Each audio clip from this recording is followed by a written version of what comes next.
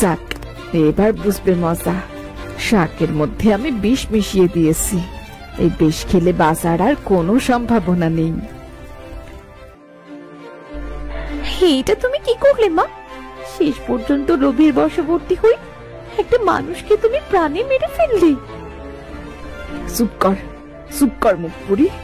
আমি যা করেছি তোর সুখের জন্যই করেছি, আর একটা কথাও বলবি না। এবার আমরা এই লাশটাকে নদীতে ফেলে দেব।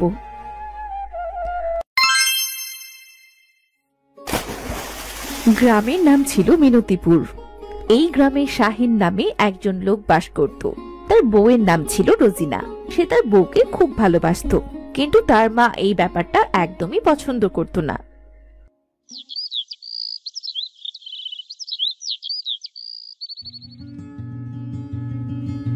গিন্নি, ও গিন্নি, কোথায় গেলে? এদিকে একবার এসো। হাট থেকে তোমার জন্য কি এনেছি দেখো দেখো।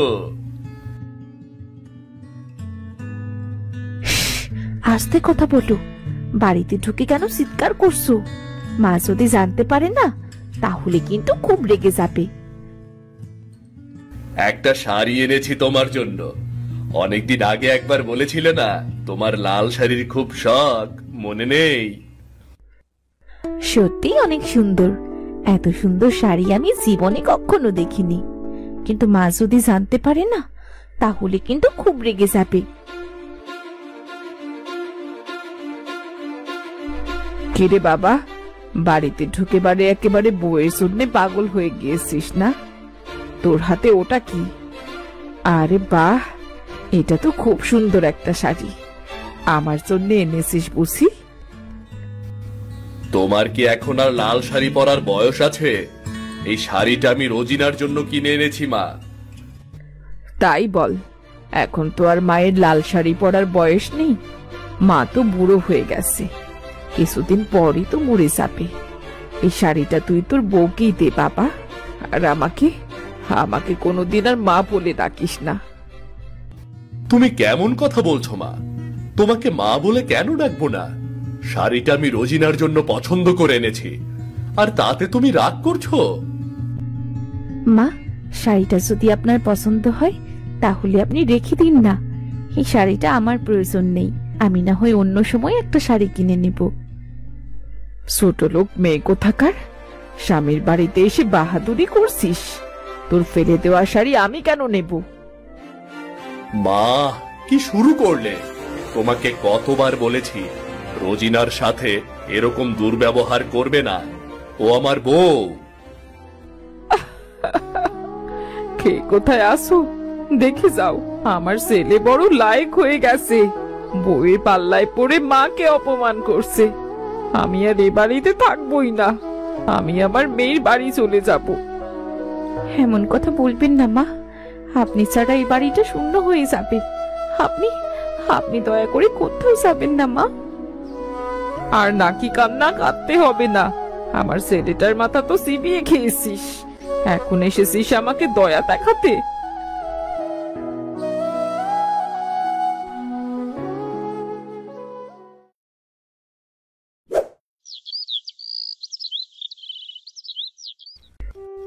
আহারে, তুমি কেন কান্নাকাটি করছো? তুমি তো জানো আমার মা এমন ভাবেই কথা বলে। তোমাকে কতদিন বলেছি একটু ধৈর্য ধরো। শাশুড়ি মা আজও আমাকে মন থেকে মেনে নিতে পারলো না। তার খুব ইচ্ছে ছিল তার বোনের মেয়ের সাথে তোমার বিয়ে হোক। আরে, তুমি কি দুলির কথা বলছো? ওটা তো আমার খালাতো বোন। ওকে বোন ছাড়া আমি কখনোই কিছু মনে করতে পারিনি। ওকে আমি করব বিয়ে? কেন করব বলো তো? আমি শুধু তোমাকেই ভালোবেসেছি, আর আমি তোমাকেই বিয়ে করেছি। তা না হয় বুঝলাম, কিন্তু এত খারাপ ব্যবহার আমি কি করে সহ্য করব বলো? তুমি তো দুদিন পর শহরে চলে যাবে কাজের জন্য। এইসব তো আমাকেই সহ্য করতে হবে। আর কয়েকটা মাস ব্যবসাটা একটু ভালো হলেই আমি তোমাকে নিয়ে শহরে চলে যাব। ওখানে নতুন একটা ঘর নেব। আমার শাশুড়ি আমাকে একদম সহ্য করতে পারেন না। সারা দিন আমার সাথে খারাপ ব্যবহার করে। আমি মনে হয় পাগলই হয়ে যাচ্ছি। মার বয়স হয়েছে, উনি আর বাঁচবেই কয়দিন। তুমি একটু সবকিছু মেনে নেওয়ার চেষ্টা করো, কেমন? তুমি এখন বাইরে যাও। আমার সাথে বেশি কথা বললেও তোমার মা খুব রাগ করেন। আমি তোমার খাবার দাবারের ব্যবস্থা করছি। মন খারাপ করো না, আগামীকাল আমি তোমাকে নিয়ে শহরে সিনেমা দেখতে যাব। সারাদিন শহরে ঘুরে বেড়াবো। সত্যি বলছো? তুমি আমাকে সত্যি শহরে ঘুরতে নিয়ে যাবে? হ্যাঁ গো হ্যাঁ, আমি তোমাকে নিয়ে শহরে ঘুরতে যাব। এখন আর মন খারাপ করে থেকো না তো।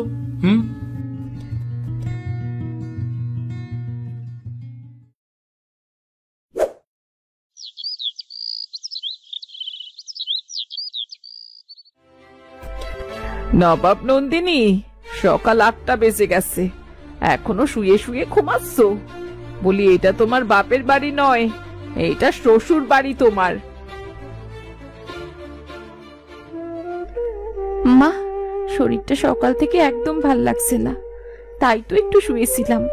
আপনি চিন্তা করবেন না মা, আমি এখনই রান্না বান্না সব শেষ করে ফেলবো। বলি, তোমার শরীর তো নয় একেবারে ননির পুতুল, কিছু হলেই শরীর খারাপ হয়ে যায়। আর আমার ছেলেটা হয়েছে একদম গাধা। এমন একটা মেয়ে নিয়ে কি করে সংসার করছে সেটাই বুঝতে পারছি না। সকাল সকাল কি শুরু করেছো মা? আমার বউটাকে তুমি একটুও শান্তি দাও না। বইয়ের আসল ধরে বসে থাকা বাদ দে। এইসব আসল ধরে থাকা স্বামী সমাজে একদম সম্মান পায় না। সবাই তাকে ডাকে বউ ধরা জামাই।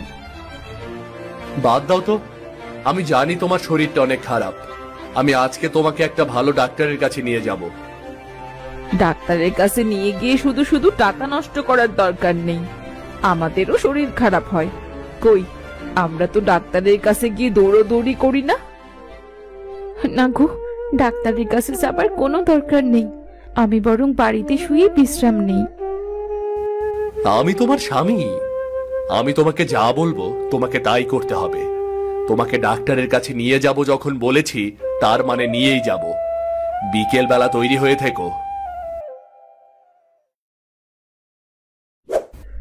এরপর বিকেল বেলা রোজিনাকে নিয়ে শাহিন গেল ডাক্তারের কাছে। ডাক্তারটি ছিল গ্রামের অত্যন্ত বিখ্যাত একজন মহিলা ডাক্তার। এই যে শাহিন মিয়া, তোমার জন্য সুসংবাদ আছে, তুমি তো বাবা হতে চলেছ। সত্যি বলছেন ডাক্তার সাহেবা? সত্যি আমি মা হতে চলেছি? কি বলে যে আপনাকে ধন্যবাদ দেব। হ্যাঁ হ্যাঁ, তুমি মা হতে চলেছ, আর তোমার স্বামী বাবা হতে চলেছে। কিন্তু এখন থেকে তোমার নিজের দিকে খেয়াল রাখতে হবে, সবসময় পুষ্টিকর খাবার খেতে হবে। আজ আমার জীবনের সবচেয়ে আনন্দের দিন। আপনি কল্পনা করতে পারবেন না ডাক্তার সাহেব, আমি কতটা খুশি হয়েছি। আমরাও অনেক খুশি হয়েছি যে তুমি বাবা হতে চলেছ, কিন্তু এখন তোমার স্ত্রীর প্রতি তোমার অনেক বেশি যত্ন নিতে হবে, ওর দিকে খেয়াল রাখতে হবে। আমি নিশ্চয়ই আমার বউর দিকে খেয়াল রাখবো।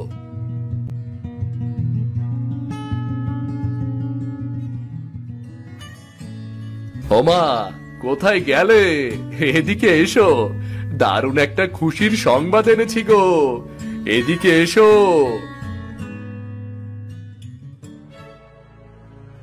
কিরে, কি হয়েছে? বাড়িতে ঢুকেই আমাকে নিয়ে কথা শুরু করেছিস?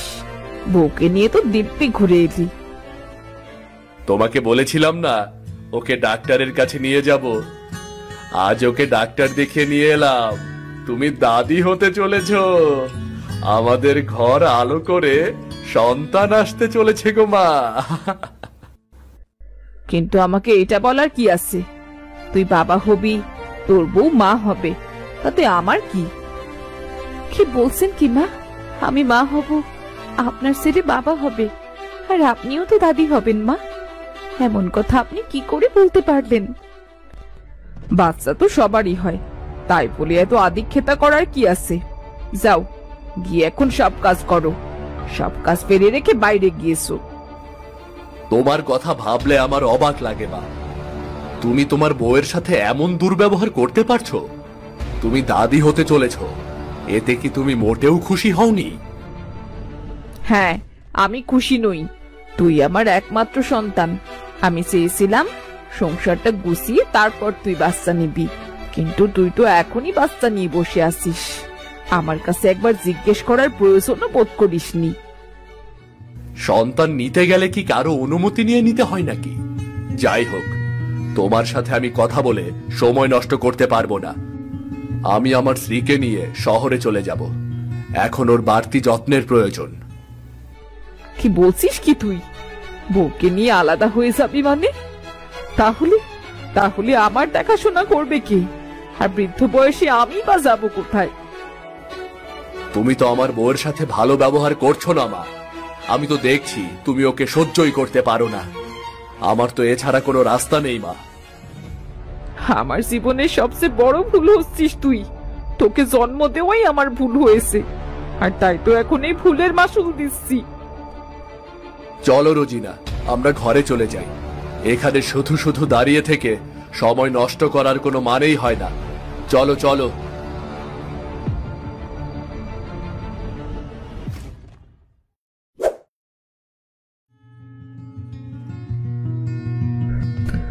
ফাতেমা, ও ফাতেমা, বাড়িতে আসিস নাকি? কোথায় রে তুই?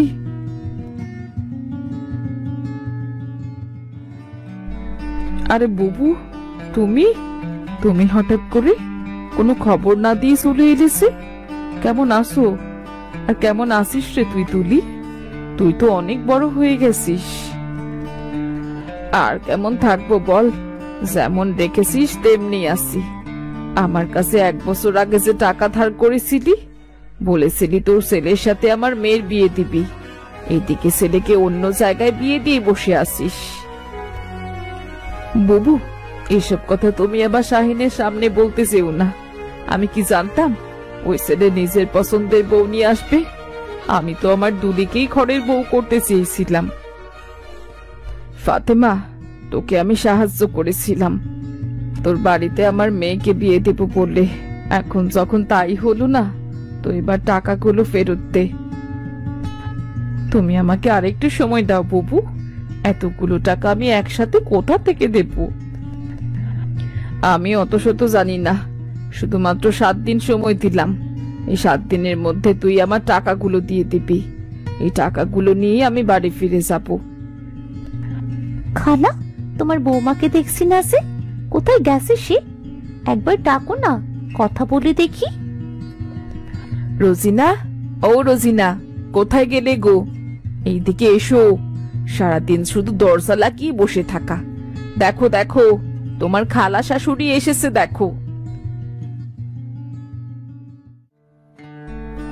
আসসালামু আলাইকুম খালা, আপনি কেমন আছেন? আরে দুলি, তুমি তো বেশ বড় হয়ে গেছো। ও খালা, তোমার বউকে তো বিয়ের দিন বেশ ফর্সাই লেগেছিল, এখন তো দেখছি গায়ের রং বেশ কালো। কি দেখেছে তোমার ছেলে এমন মেয়েকে বিয়ে করে আনলো? কি জানি। আমিও জানি না, কত আশা ছিল তোকে ঘরের বউ করে আনবো। তা তো আর হয়নি মা, এ নিয়ে আর কথা বলে লাভ কি? হয়েছে হয়েছে, যাও তো যাও। এখন ওদের জন্য নাস্তার ব্যবস্থা করো। ওরা কিছুদিন এখানেই থাকবে। দেখো, যত্নের যেন কোনো ত্রুটি না হয়।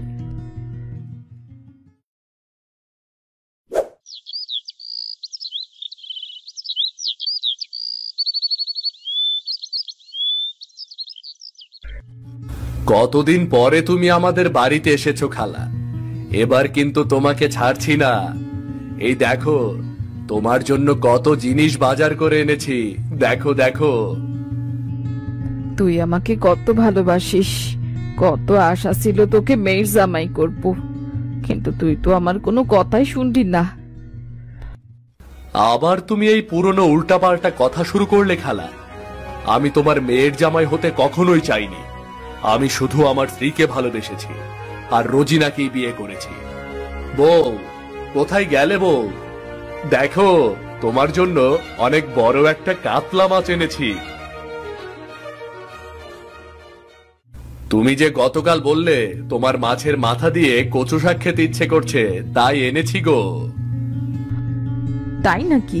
তুই বউয়ের জন্য মাছের মাথা কিনে এনেছিস? কেন মা? তুমি তো জানো আমার বউ এখন গর্ভবতী, ওর তো একটু ভালো মন্দ কিছু খেতে ইচ্ছেই করতে পারে, তাই না? তাই ওর জন্য মাছের মাথা নিয়ে এলাম। বউকে নিয়ে তো আদিক্ষেতা বন্ধ কর। তোর বউ একাই মা হচ্ছে না, আমরাও সন্তানের জন্ম দিয়েছি। আমার স্ত্রী গর্ভবতী, আর তার একটা জিনিস খেতে ইচ্ছে করছে, আর আমি খাওয়াবো না? দয়া করে এটা নিয়ে আর বাড়াবাড়ি করো না। তুমি কালকে কচু শাক দিয়ে মাছের মাথা রান্না করো। আরেকটা কথা, আগামীকাল আমি সকাল সকাল শহরে যাব। ফিরতে ফিরতে 7 দিন সময় লাগবে। তুমি নিজের খেয়াল রেখো, কেমন?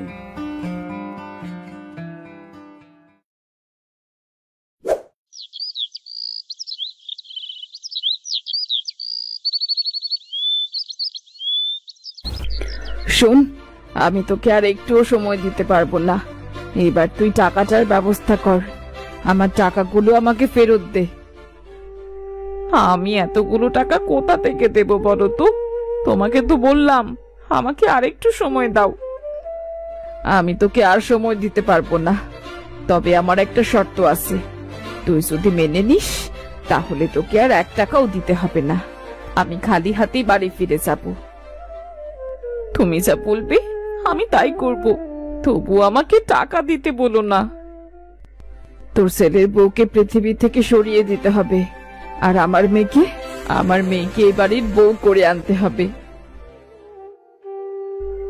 এটা কি করে সম্ভব? আমি কি আমার ছেলের বউকে হত্যা করব নাকি? না না বুবু, আমাকে তুমি এই কাজ করতে বলো না। এই বাড়িতে তো দুলির বউ হয়ে আসার কথা ছিল। তুই যদি রাজি থাকিস তাহলে আমি আমার মেয়েকে এই বাড়ির বউ করে পাঠাবো। শুধু তুই আমার প্রস্তাবে রাজি হয়ে যা, তাহলে তোকে আর 1 টাকাও দিতে হবে না। কিন্তু কি করে করবে? তোর ছেলের বউয়ের তো কচু শাক মাছের মাথা দিয়ে খাওয়ার শখ। আগামীকালও কচু শাক দিয়ে মাছের মাথা রান্না করবে, আর ওখানে আমি বিষ মিশিয়ে দেব। সাথেই ও মারা যাবে, আর ওর শরীরটা আমরা নদীতে ভাসিয়ে দেব। কিন্তু শাহিন যদি জানতে পারে তাহলে তো খুব খারাপ হয়ে যাবে। ধুর, তোর ছেলে তো শহরে চলে গেছে, আসতে সময় লাগবে, আর এর মধ্যেই আমরা বাকি কাজটাও সেরে ফেলবো।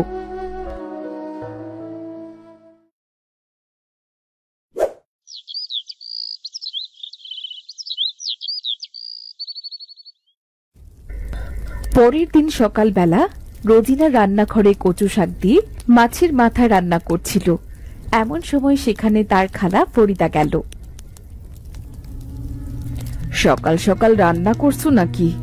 নিশ্চয়ই কচু শাক দিয়ে মাছের মাথা রান্না করছো, তাই না? হ্যাঁ খালা, অনেকদিন ধরে মাছের মাথা খেতে খুব ইচ্ছে করছিল। আপনার ছেলেকে বলেছিলাম বাজার থেকে যেন কচু আর মাথা কিনে আনে। আপনার ছেলে গতকাল তাই করেছে। তোমার রান্না তো প্রায় শেষ হবার পথে। যাও, এবার গোসল করে এসো, বাকি রান্না আমি করে দিচ্ছি।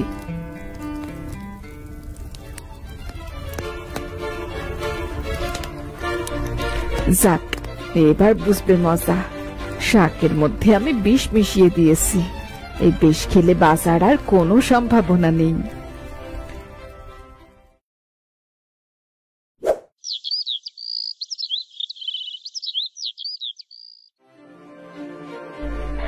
এটা তুমি কি করলে মা? শেষ পর্যন্ত লোভের বশবর্তী হই একটা মানুষকে তুমি প্রাণে মেরে ফেললে। চুপ কর মুখপুরি। আমি যা করেছি তোর সুখের জন্যই করেছি, আর একটা কথাও বলবি না। এবার আমরা এই লাশটাকে নদীতে ফেলে দেব। তোমার বুদ্ধিমতো আমি রোজিনাকে মেরে ফেললাম। এবার শাহিন আসলে আমি ওকে কি জবাব দেব? ও তো জানতে চাইবে ওর বউ কোথায়।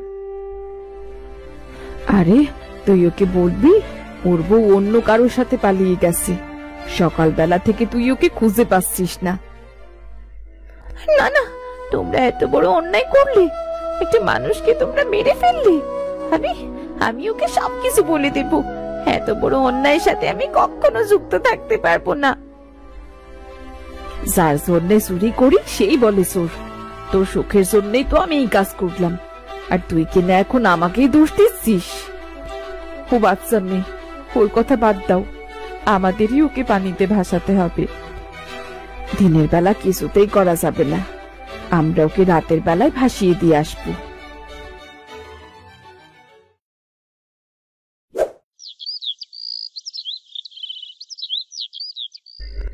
পরদিন সকালবেলা শাহিন বাড়িতে ফিরল। রোজিনা, ও রোজিনা, কোথায় গেলে? দেখো দেখো তোমার জন্য কি এনেছি, দেখো।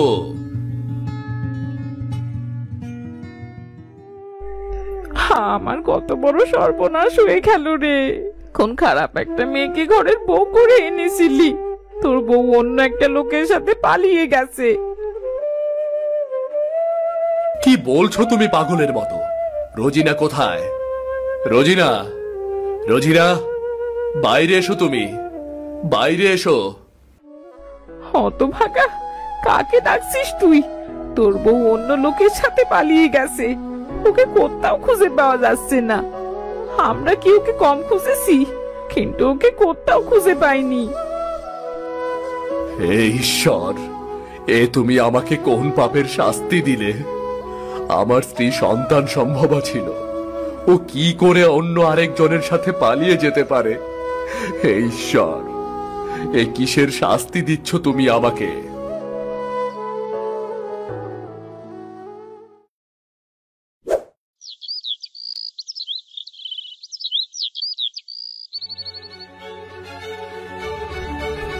বাড়িতে আছো নাকি শাহিন মিয়া? একটু বের হও।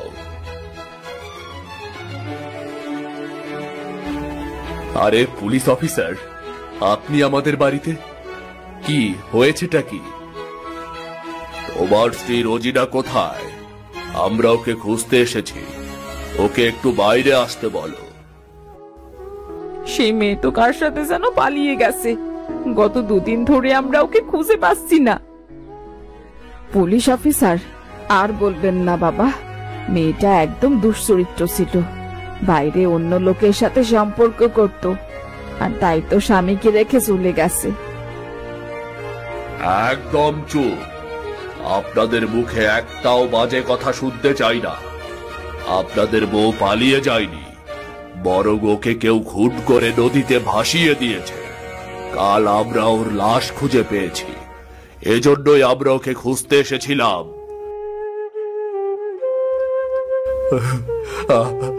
আমি বিশ্বাস করি না, আমি বিশ্বাস করি না আমার স্ত্রী মারা গেছে। এ হতে পারে না, এই কিছুতেই হতে পারে না। আমি দুদিনের জন্য শহরে গিয়েছিলাম, আর এর মধ্যে এ ঘটনা ঘটে গেছে। কি করে হলো এটা?